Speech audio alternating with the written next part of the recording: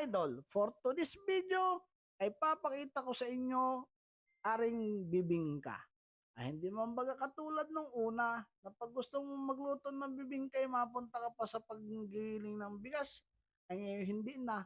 May mabibili ka na talagang White King Bibingka Pinoy Favorites. 15 minutes lang man din pagkatimpla mo, pagkalagay mo sa air fryer. Ay rin naman din bibingka na kaagad. Hindi man katulad nung dati na salang ka pa sa apoy, magalagay ka ng baga sa ibabaw. Ay hindi na ngayon, pagkasalang mo sa air fryer, 15 minutes lang, eto na.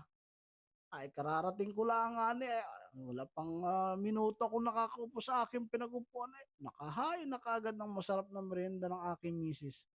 At yun lang mga idol, salamat sa inyo. Kung gusto nyo subukan, bumili na rin kayo ng White King Bibingka Pinoy Favorites. At talaga namang saglit lang man di ano pa. Ay magpahirap ka pa magpagiling, ay hindi na. Ito man din tuloy-tuloy laman din ang kain si Chong.